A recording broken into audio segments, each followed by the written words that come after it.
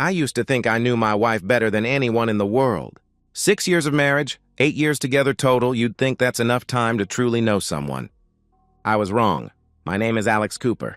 I'm 30 years old, a financial analyst at McKinsey & Associates, one of those reliable guys who plans retirement accounts at 25 and reads market reports over morning coffee. I'm the type who color codes spreadsheets and actually enjoys tax season. Stable, predictable, safe. I met Nicole during our sophomore year at State University.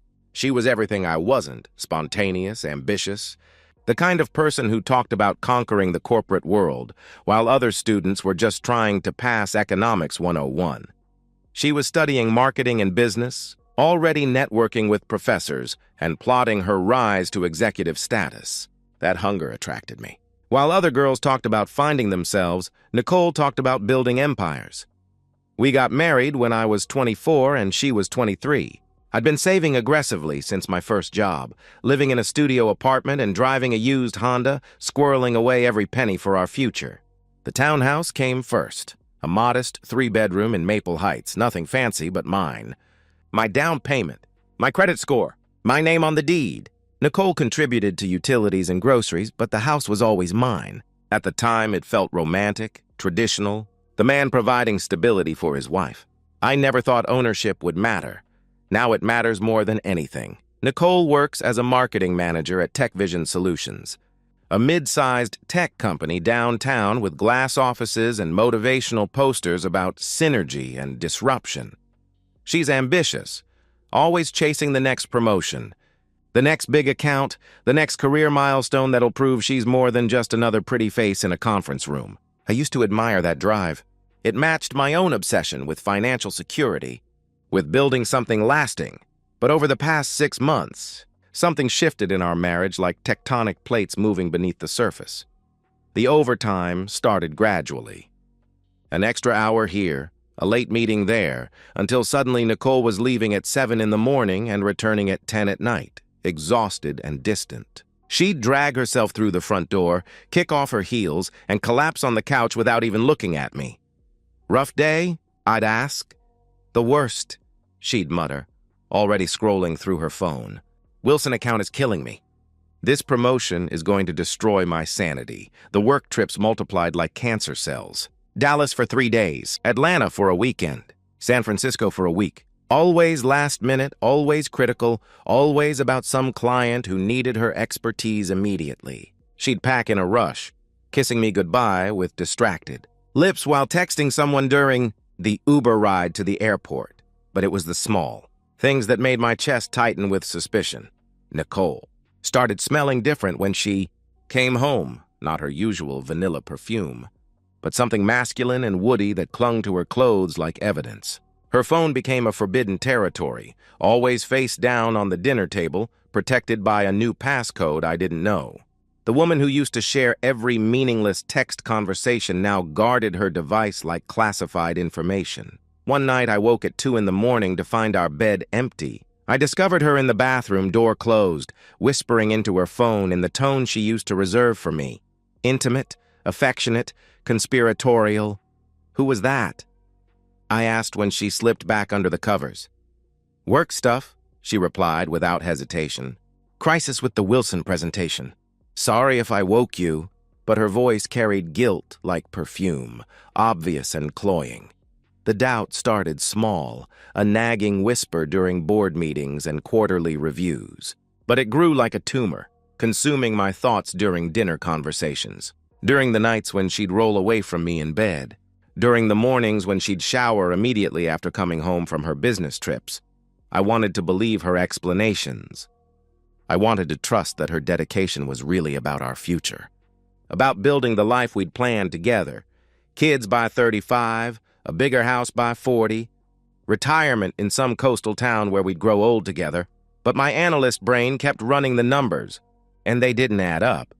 The Wilson account was worth maybe $50,000 in commission. Nicole was acting like it was worth millions. Her company didn't typically require this much travel for local clients. And since when did marketing presentations happen at midnight? Deep down in that place where spreadsheets can't hide the truth, I knew something was catastrophically wrong when she told me about the Chicago trip 5 days. The Wilson account, her big career breakthrough, I smiled and congratulated her, playing the supportive husband while my insides turned to ice. This could make me the youngest senior marketing director in TechVision's history, she said, packing that new black dress I'd never seen before. Derek says if I nail this presentation, the promotion is basically guaranteed. Derek. She'd mentioned that name more frequently lately. Derek this, Derek that, Derek's brilliant marketing strategy. Derek Walsh, VP of Sales, the golden boy who'd supposedly taken Nicole under his wing. I helped her pack, watching her include expensive lingerie still tagged from the store, perfume she'd never worn around me, outfits designed to impress someone who wasn't her husband. "You're bringing a lot for a work trip," I commented casually. She laughed without looking at me. "First impressions matter in business, Alex. You know that." "Right. Business," I replied flatly. That night, while Nicole slept peacefully beside me, probably dreaming about Derek Walsh, I made a decision that would change both our lives forever. I opened my laptop, typed "private investigator near me" into Google, and made the call that would either destroy my marriage or confirm it was already dead. The weight of my decision pressed down on me like concrete as I sat in my car outside Joe's Coffee the next morning, phone in my trembling hand. Part of me felt like those paranoid husbands you see in movies, jealous, controlling, pathetic. But the analyst in me, the part that reviewed financial statements for inconsistencies, knew the data didn't lie. Nicole's patterns had changed. Her behavior didn't match her explanations. The numbers, late nights, sudden trips, emotional distance, painted a picture I didn't want to see but couldn't ignore. Raymond Cross Investigations had 5 stars on Google and a website that screamed discretion and professionalism.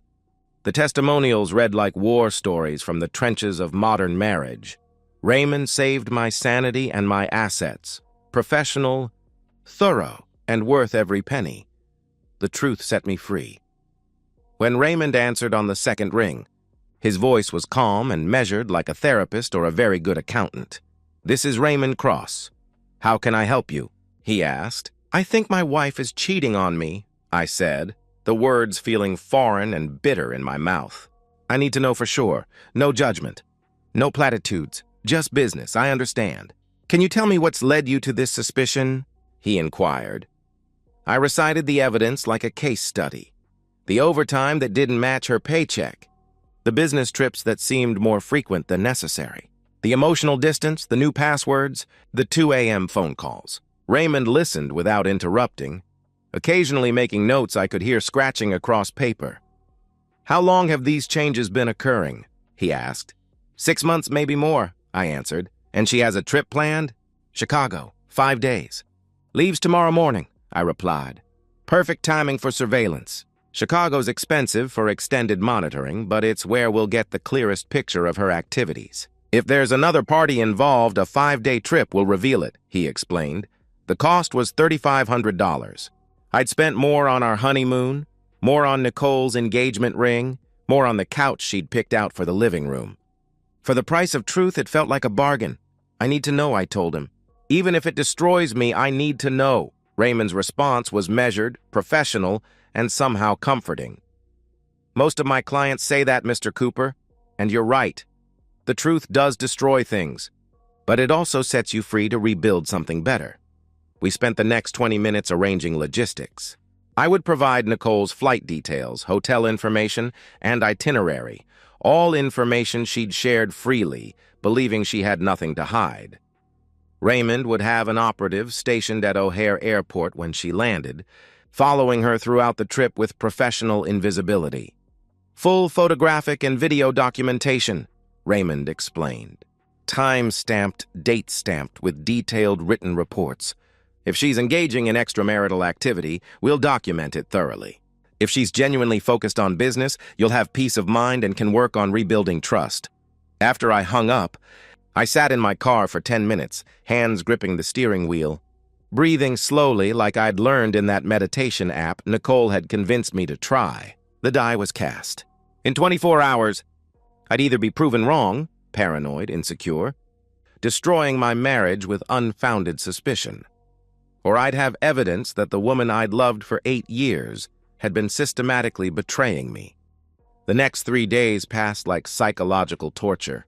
I went through the motions of normal life, work meetings, conference calls, reviewing portfolios, making dinner reservations for the following week that I probably wouldn't keep. But underneath the routine, I carried the secret of what I'd set in motion like a bomb in my chest, ticking down to detonation. Nicole seemed unusually excited about the Chicago trip, more animated than she'd been in months.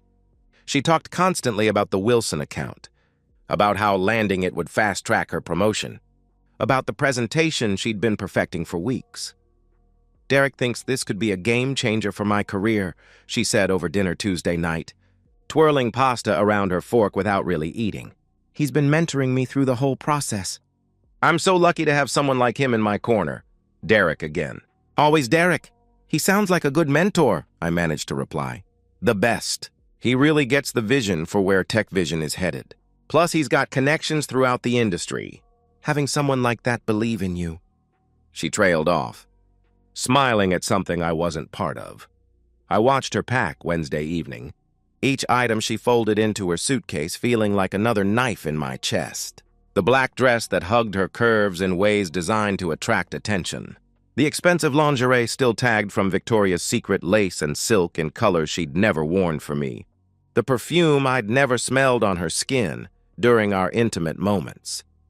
"You're bringing a lot for a work trip," I commented, keeping my voice casual. She didn't even look up from her packing. "Presentations on Friday, but there are dinners, networking events, morning meetings. I want to look professional, put together. You know how important first impressions are?" "Absolutely." "Professional," I responded. Her phone buzzed constantly throughout the evening, texts that made her smile, calls she took in the other room, notifications that pulled her attention away from our conversation mid-sentence. Each buzz felt like evidence, like confirmation of what I suspected but didn't want to believe. Thursday morning arrived gray and cold, matching my mood perfectly. I drove Nicole to the airport at 6 a.m., the sunrise casting orange light across her face as she checked her phone obsessively during the drive. She seemed nervous, excited, distracted, like someone heading towards something she'd been anticipating for weeks. At the terminal drop-off, she kissed me goodbye with lips that felt like obligation rather than affection. "I love you," she said, already pulling away, already reaching for her phone. "Love you too," I replied, watching her disappear through the sliding glass doors with her rolling suitcase and secrets. I sat in my car for 10 minutes after she left, hands gripping the steering wheel, watching planes take off through the morning haze. Then I called Raymond. "She's in the terminal. Flight 847 to O'Hare, departing at 7:30, I reported. "We're already in position," Raymond confirmed. "My operative has visual contact. I'll send regular updates as events develop." I drove home through rush hour traffic, NPR playing something about market volatility that felt impossibly irrelevant. Back at the house, my house, I made coffee, opened my laptop, and tried to focus on quarterly reports while my marriage either validated my paranoia or confirmed my worst fears 400 miles away. My phone buzzed at 9:47 a.m. with Raymond's first update. Subject landed in Chicago, proceeding to baggage claim. Surveillance active. The investigation had begun, and there was no turning back. I spent that entire Thursday at my desk, unable to focus on spreadsheets or market analyses, my phone positioned face up like a talisman, waiting for updates that would either destroy my world or restore it. The first few messages from Raymond were routine, almost boring in their mundane detail. 10:23 a.m. Subject collected baggage, proceeded to hotel shuttle.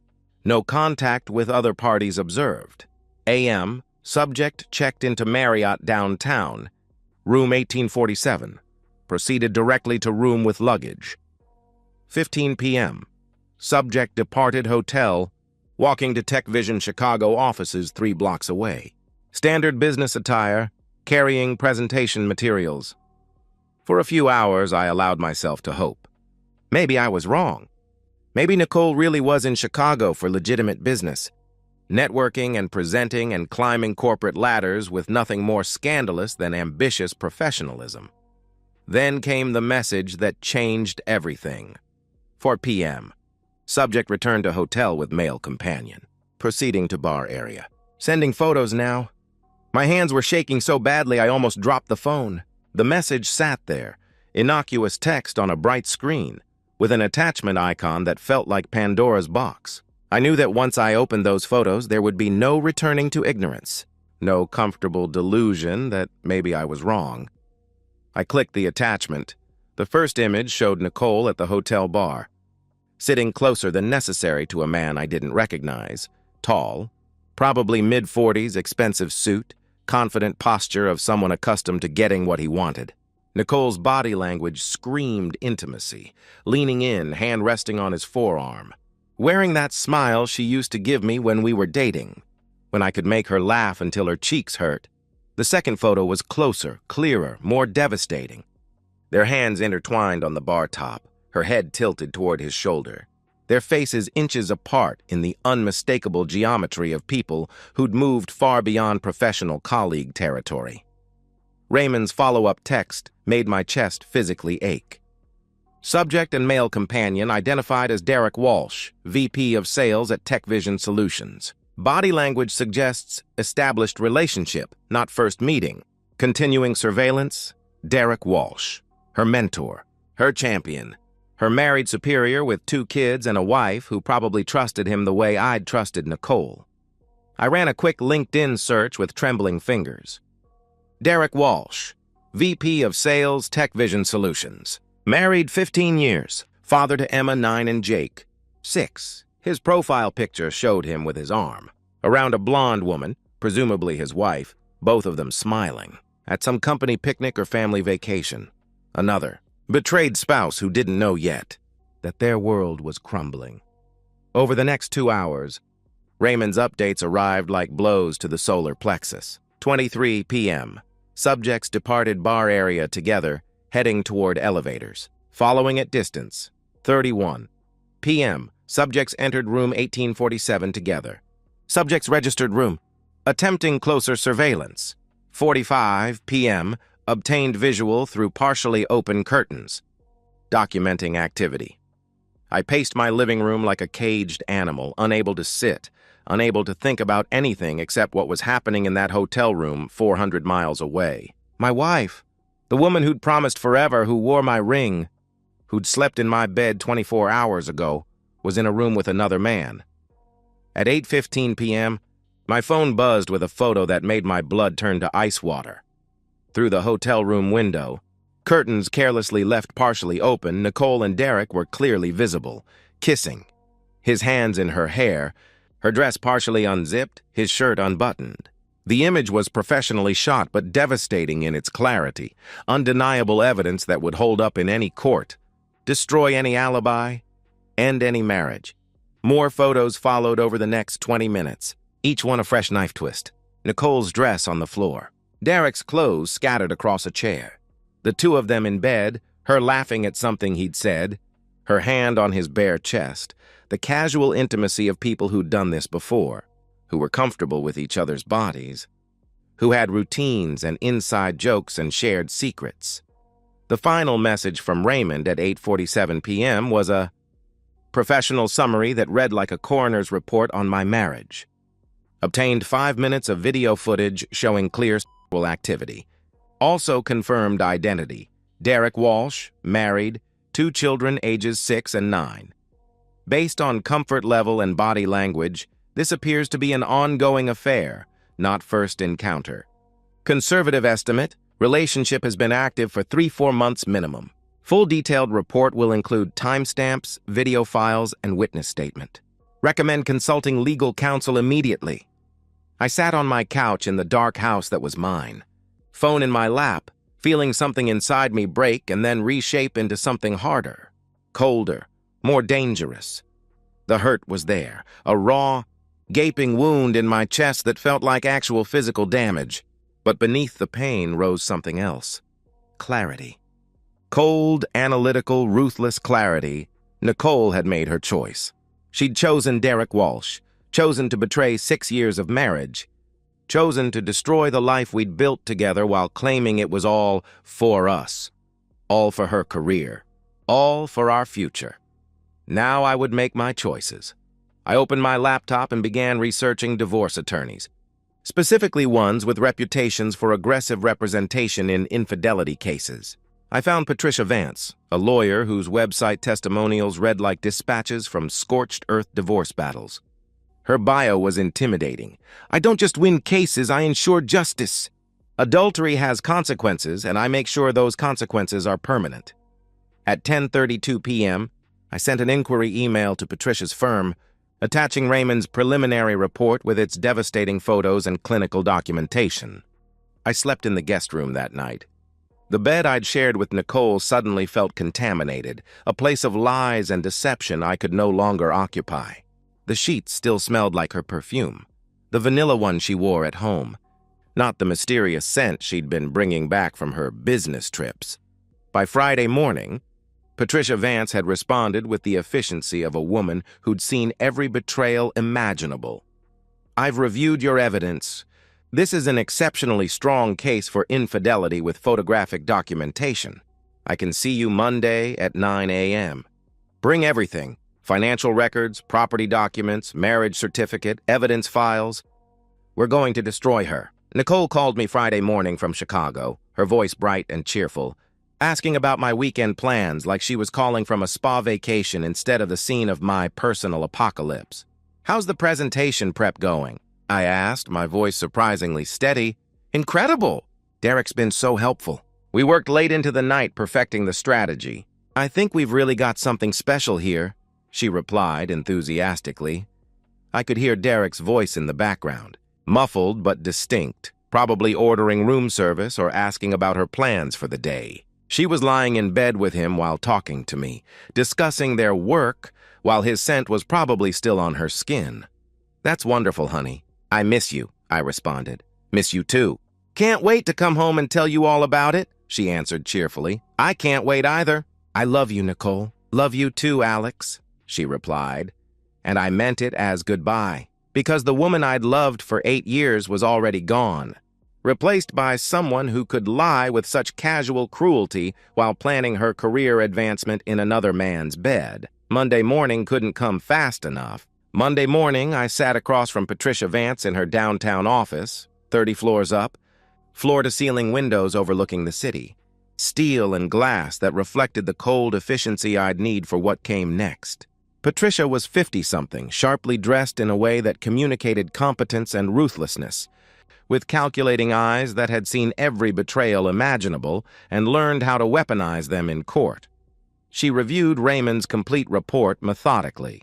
47 photographs, 12 minutes of video footage, detailed timestamps, witness statements, Derek Walsh's full identity and marital status. Her expression never changed as she examined each piece of evidence, but I caught approval in the way she handled the documents, carefully, professionally, like ammunition being loaded into precisely calibrated weapons. "This is among the cleanest infidelity cases I've seen in 15 years, Patricia said, setting down the final page. "You have photographic evidence, video documentation, professional surveillance records, and the affair occurred during a company-sponsored business trip with a direct superior. That last detail is crucial. It's not just adultery, it's a workplace ethics violation with potential legal ramifications." "What does that mean for me?" I asked. "It means you keep everything. The house, which is solely in your name, remains yours. Your savings, investments, retirement accounts, all protected under state infidelity statutes.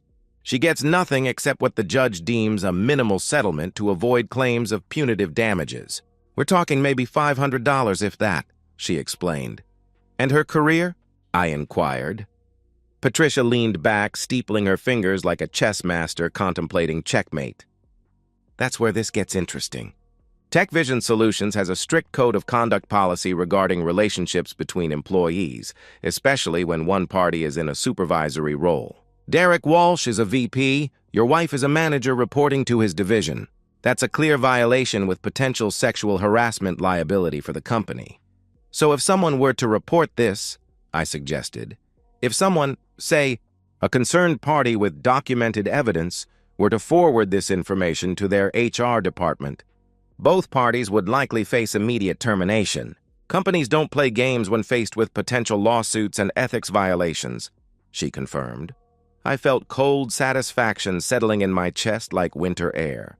How quickly can you file the divorce papers? I can file today. Service can happen as early as Wednesday, the day she returns from Chicago, she answered. Perfect. I want her served at home. At our front door, I stated. Patricia's smile was thin and predatory. Poetic justice. I like your style. We spent the next hour crafting the divorce petition with the precision of surgeons, documenting every asset, every account, every piece of property. My financial analyst background made the process efficient. I had spreadsheets prepared, documentation organized, everything categorized and ready for legal consumption. Before leaving Patricia's office, I made one final decision that felt like lighting a fuse. Send copies of the investigator's report to TechVision's HR department. Anonymous tip about workplace ethics violations. Consider it done. They'll receive it this afternoon, she confirmed. My next stop was Cole Bennett's locksmith shop. Cole had been my friend since college, the guy who'd helped me move furniture into the townhouse, who'd stood up at our wedding, who'd always said Nicole was lucky to have found someone like me. I need you to change all my locks, I told him without preamble. Tuesday night, while Nicole's still out of town, Cole's expression darkened with understanding. She cheated, didn't she? I just nodded, not trusting my voice. Say no more, brother. I'll have new locks installed by Wednesday morning. She won't get in with her old keys, that's for damn sure, he replied. Thanks, Cole. You're going to be okay, Alex. You're one of the good ones. She's going to regret this for the rest of her life, he assured me. Tuesday passed in a blur of deliberate normalcy. I attended meetings, reviewed quarterly reports, analyzed market trends, maintained perfect professional composure while orchestrating the systematic destruction of my wife's life. My colleagues noticed nothing unusual. I'd always been good at compartmentalizing, at keeping personal chaos from affecting professional performance. That evening, Cole arrived with new locks, new keys, new deadbolts, new security for a new life. Within 2 hours, every entrance to my townhouse, because it was my townhouse, legally and morally, was secured against Nicole's return. I methodically packed Nicole's belongings, clothes that had touched Derek Walsh's hands, toiletries that had prepared her for another man's bed, the expensive lingerie she'd bought for someone else's pleasure. Everything fit in 2 large trash bags. I set them by the front door like garbage waiting for collection. Wednesday arrived with crystalline clarity. Nicole's flight was scheduled to land at 6:15 p.m. She'd texted me that morning, "Can't wait to see you. Have so much to tell you about the trip." I read her message and felt nothing but contempt for the performance, the casual cruelty of someone who believed she'd gotten away with destroying her marriage. At 7:30 p.m., I received confirmation from Patricia. Process server is in position at your address. The moment she arrives, she's served. I sat in my living room with the lights off, curtains closed, waiting. My phone was on silent. My heart was calm. Everything was in motion now, precise and irreversible as a chemical reaction. At 7:52 p.m., I heard a car pull up outside. Footsteps on the walkway. The familiar sound of Nicole's key sliding into the lock. The confused jiggling when the key didn't work. The frustrated rattle of the door handle. Then voices. Nicole's confused tone. The process server's professional announcement. Nicole Cooper, you're being served with divorce papers. Please take these documents. I stood, walked to the door, and opened it. Nicole stood on my front step. Divorce papers trembling in her hands, face white with shock, mouth opening and closing without sound like a fish pulled from water. Your stuff is here, I said calmly, nudging the trash bags toward her with my foot. I know about Derek Walsh. I know about Chicago. I have photos, videos, everything. The look on her face, pure terror mixed with disbelief, almost made me feel something. Almost. But then I remembered the photos of her laughing in Derek's arms, her hand on his bare chest, the casual intimacy they'd shared while I sat alone in our house, worrying about our marriage. You're going to get a call from HR tomorrow, I told her. I sent them everything. That's when she started to scream. Nicole collapsed to her knees on the front step like her strings had been cut, divorce papers scattered around her like confetti at a funeral, her voice breaking into incoherent sobs that sounded more like animal sounds than human grief. "Alex, please, I can explain. It was a mistake. I'll quit my job. I'll do anything. Please don't do this," she pleaded between sobs. "You'll do nothing," I said, my voice flat and emotionless as winter stone. "You made your choices in Chicago. Multiple times, apparently, based on how comfortable you look together. Now you live with them." "It didn't mean anything. Derek and I, it just happened. The stress of the account," she tried to explain. "Derek Walsh, VP of Sales, married 15 years, 2 kids, Emma and Jake, ages 9 and 6. You didn't just cheat on me, Nicole. You helped him cheat on his family," I replied coldly. I leaned against the door frame, arms crossed, watching her crumble. "How long has this been going on? 4 months? 6? Nicole's silence was answer enough, confession in the space between her sobs. "The private investigator thinks at least 3 months, based on how comfortable you two look together. All those business trips, Dallas, Atlanta, San Francisco, those weren't about work, were they? Those were about Derek Walsh in hotel rooms across the country," I stated bluntly. "Alex, I love you," she whimpered.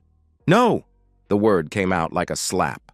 "You love what I provided. Stability, a house you didn't pay for, the safety of a backup plan while you screwed your way up the corporate ladder. But here's what you didn't count on. I'm a financial analyst. I plan for contingencies. I document everything. And I don't lose." Nicole's phone buzzed in her purse like an alarm clock. She ignored it. It buzzed again, insistent.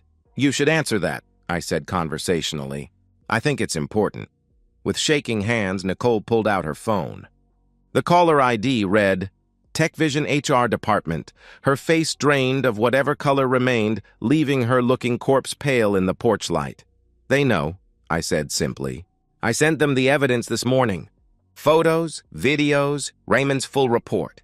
You violated company policy. Relationship with a superior. Misconduct during a business trip. Potential sexual harassment liability. They're calling to fire you. And Derek, no, please, this will destroy my career," she gasped. "Your career was built on sleeping with your boss. It was already destroyed." "I just documented it," I replied. Nicole let the call go to voicemail. Immediately, a text appeared on her screen.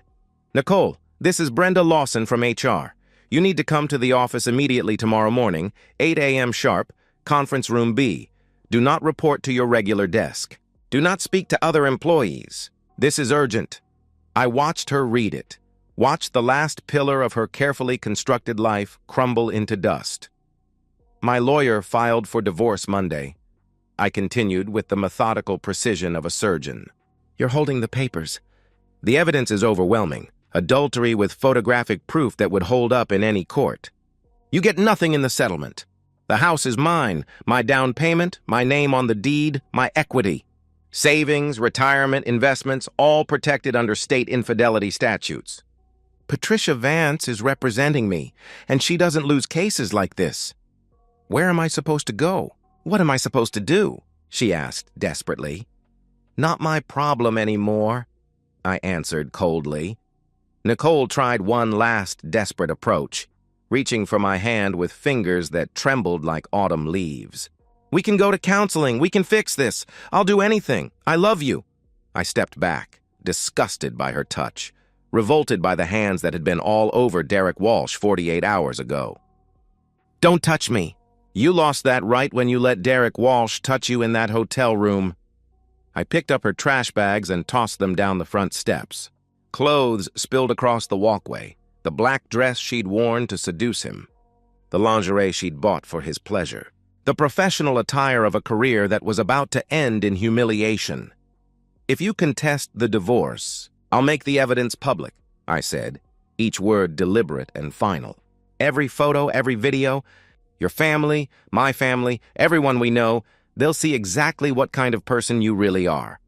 Your parents, your sister, your college friends.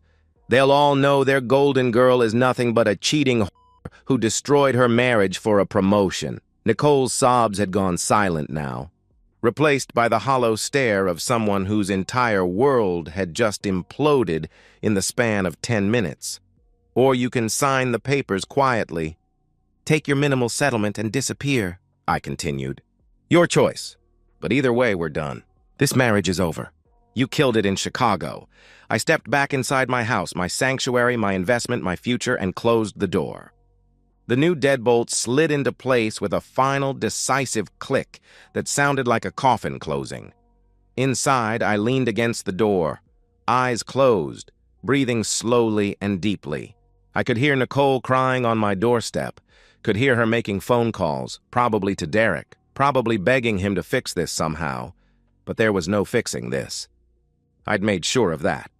My phone buzzed with a text from Patricia. Derek Walsh's wife deserves to know too, don't you think? I typed back, send her everything. She has a right to the truth, because tomorrow morning, Derek Walsh would wake up to discover that his wife had received an anonymous email containing every photo, every video, every damning detail of his affair with his subordinate. His 15-year marriage would end. His relationship with his children would be damaged forever. His reputation in the industry would be destroyed. Perfect symmetry. Perfect justice. I heard Nicole's car start 20 minutes later, heard her drive away into the night she'd created for herself. I didn't look out the window. I didn't feel guilty. I felt nothing but the cold satisfaction of a perfectly executed plan. The next morning, I forwarded the evidence to Derek's wife, Laura, through an untraceable email account. She deserved to know that her husband was a cheating bastard, just like I deserved to know about Nicole. Justice wasn't just about my marriage. It was about all the marriages these people destroyed with their selfish, reckless choices. 8 months after that Wednesday night, I sit in my completely redecorated townhouse, furniture replaced, walls repainted, every trace of Nicole systematically erased, reviewing the final divorce decree that arrived in yesterday's mail, official, legal, irreversible. The judge awarded me the house, my savings, my retirement accounts, everything I'd worked for and protected. Nicole received a settlement of exactly $500, the bare minimum required by state law to avoid claims of punitive damages. She signed without contesting, her lawyer advising her that fighting with the evidence against her would only result in further humiliation and legal fees she couldn't afford. I heard through mutual acquaintances about Nicole's life after that night, and the updates fill me with dark satisfaction. Fired from TechVision the morning after being served, escorted from the building by security with a cardboard box of her desk belongings. No severance package, no recommendation letter, no future in marketing management, not with a termination for ethics violations on her permanent record.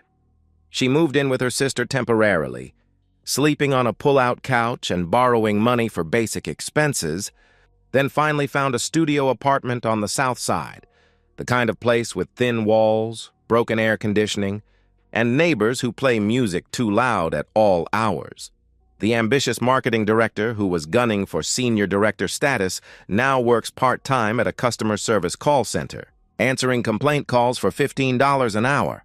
Her corporate wardrobe hangs unused in a closet barely big enough for her bed. She tried reaching out to me once, 3 months after the divorce finalized. A long, desperate email about regret, about mistakes, about how she'd throw away everything to get me back, how Derek had meant nothing, how she'd been confused and stupid and sorry. I read the first paragraph, deleted the rest, and blocked her email address permanently. Derek Walsh fared even worse, which brings me immense satisfaction on cold nights when I remember their laughter in that hotel room. Fired the same day as Nicole.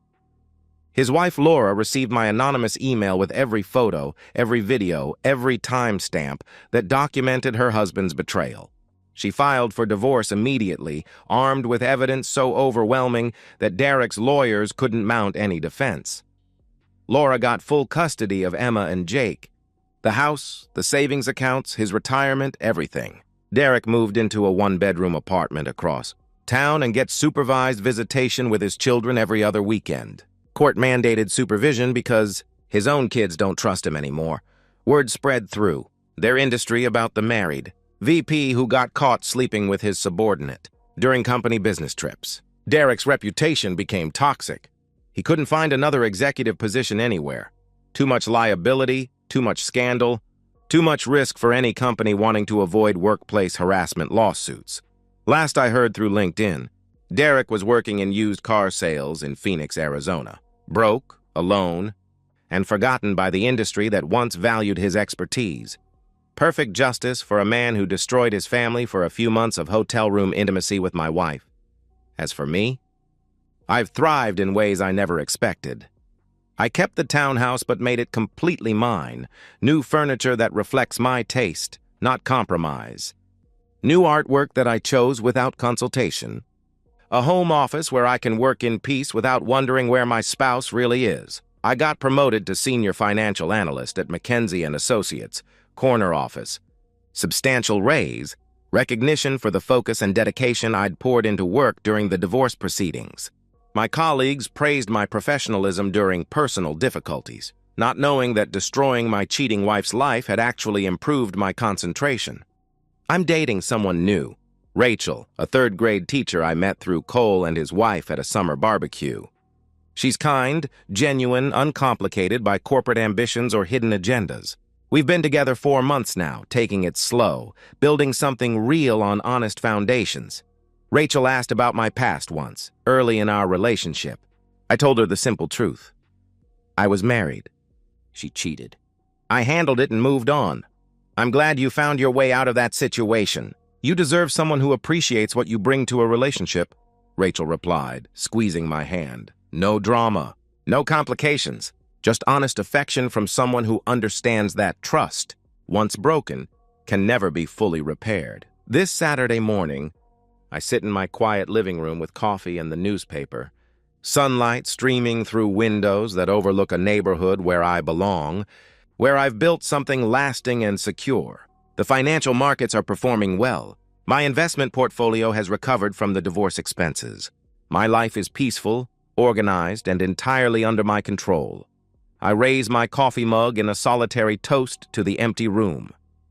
To new beginnings, I say aloud, and for the first time in over a year, Alex Cooper feels completely at peace with the world because I didn't just survive Nicole's betrayal. I didn't just recover from her deception. I won. I destroyed the woman who tried to destroy me, and I rebuilt my life stronger than it was before.